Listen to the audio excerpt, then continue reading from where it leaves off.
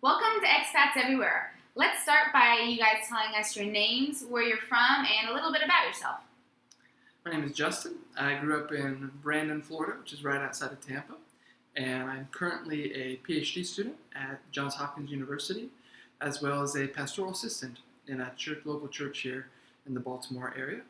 I'm married to Laura for a little over 9 years, and we have 2 children, one that's 4, one that's almost a year old, and then one more on the way here at near the end of the year.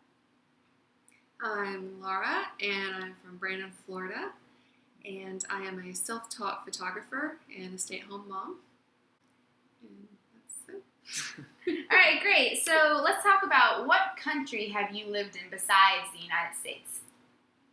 We've lived in England at 2 different times. So one for a year and a few extra months, and another for about 2 years. Okay, so where was the first place that you lived in England? First place we lived in England was in Oxford. So we were there for about a year and 3 months, as I said. All right, and what were you guys doing there? I was doing a Master's of Studies in Classical Hebrew at Oxford. All right. Laura, what were you doing while he was studying? I was learning photography. Okay, teaching yourself Yes. and exploring the city? Yes. All right, so what was your initial thought when you got to Oxford? What did you think of Oxford? Beautiful. Beautiful. Very beautiful. It's beautiful. You know, we both, like I said, we grew up in Florida, generally a suburb of Tampa. So everything was very new and very suburban and residential. So when we moved to Oxford, that was our first experience, although we had both traveled internationally. That was our first experience living anywhere. And I think the first time that we had been to Oxford, either of us. And so when we first arrived, although we were really tired, the first thing you notice is all the history and tradition and particularly a real international presence at Oxford of scholars and academics and just people in general coming from all over the world, both to participate in the culture there as well as to experience it, whether for a short time or a long time.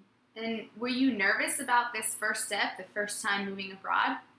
A little bit, not knowing what to expect, but it was easy that they spoke English. True. And it came pretty easily.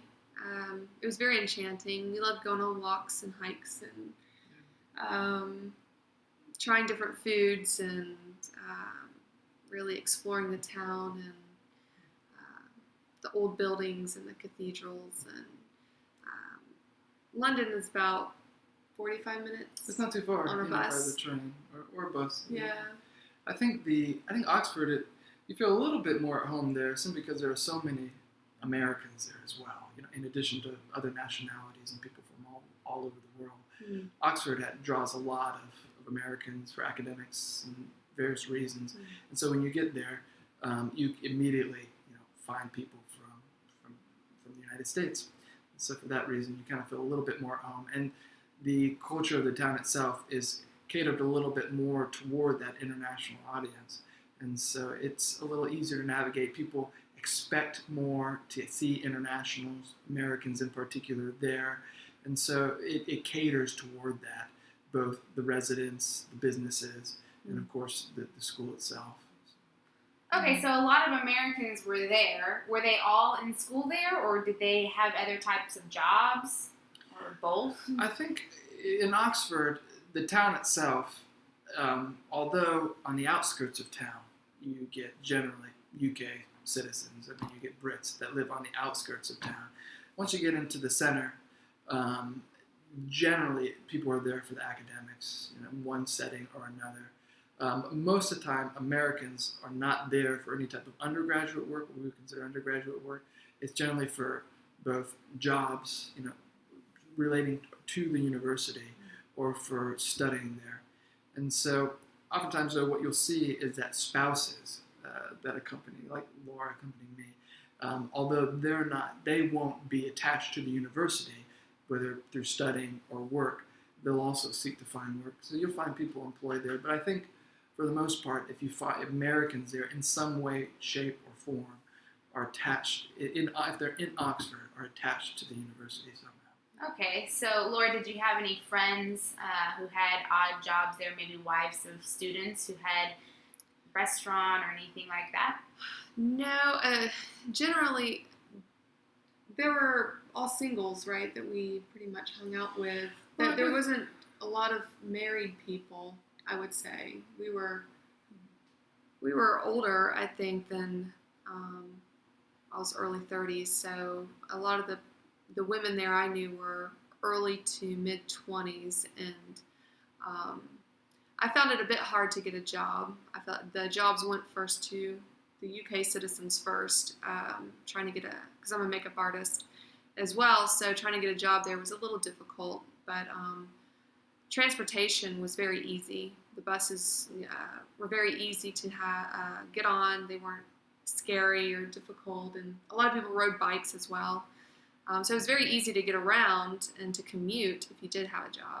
If you had two people interviewing for the same job, an American and a Brit, and they were both the same qualification, or even the international was even more qualified, the preference would go to the British citizen for whatever reason. I think we found that to be true in a variety of ways. So at that time, it was difficult to find work. And so I just did photography. Nannying was easy to do. I found a couple nannying jobs to watch other people's children.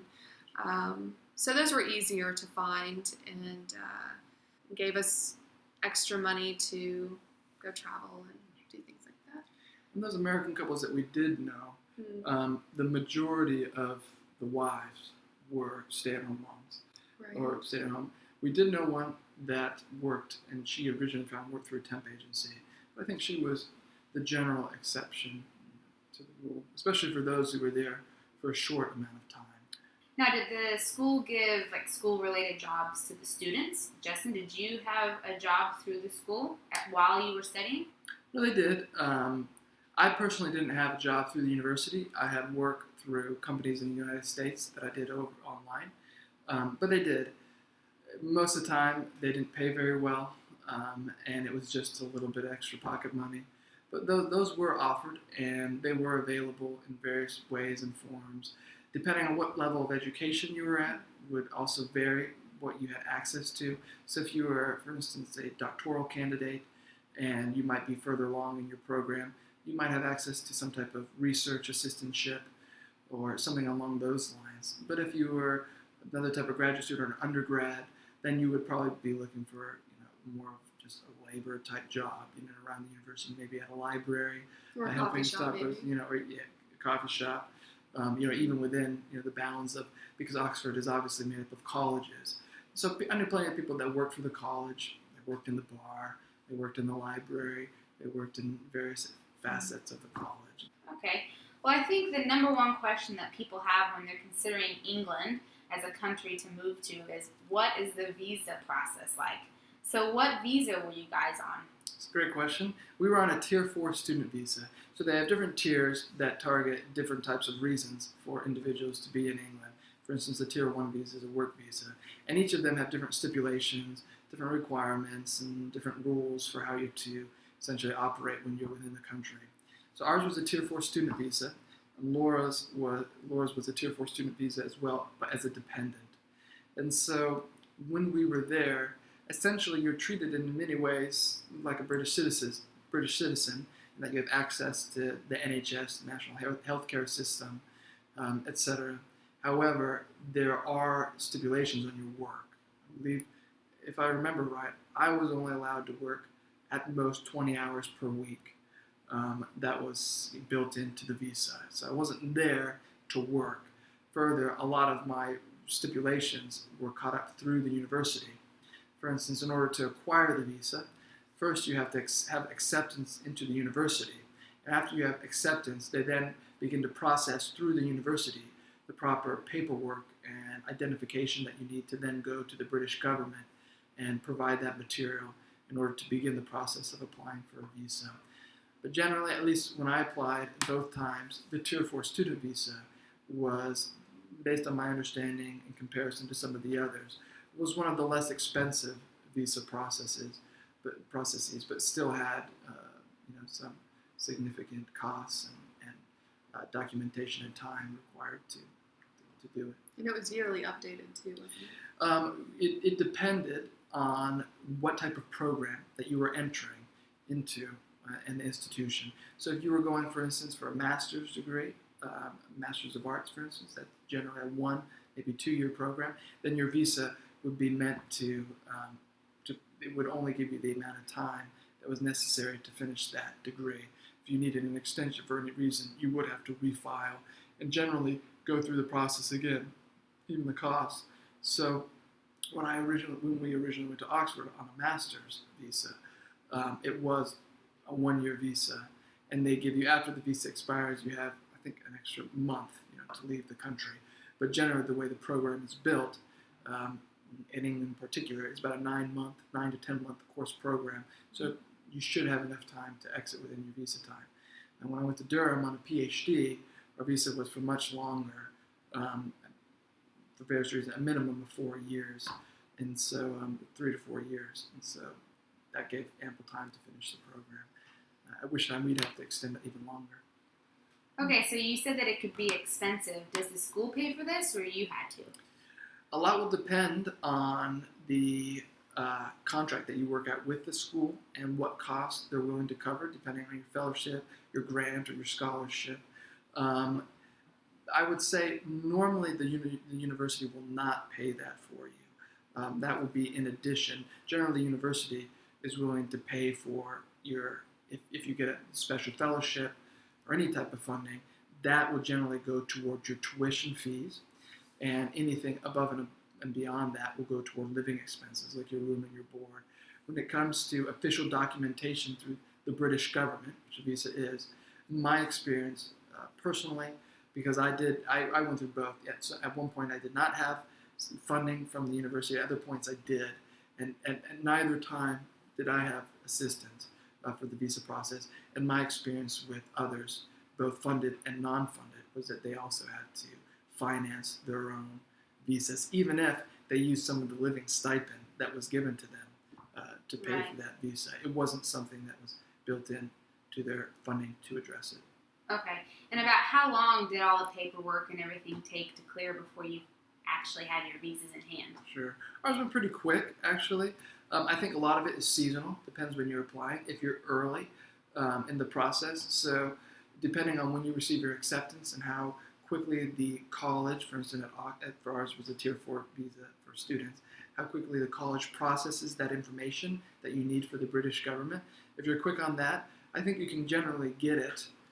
I think we got ours within a month.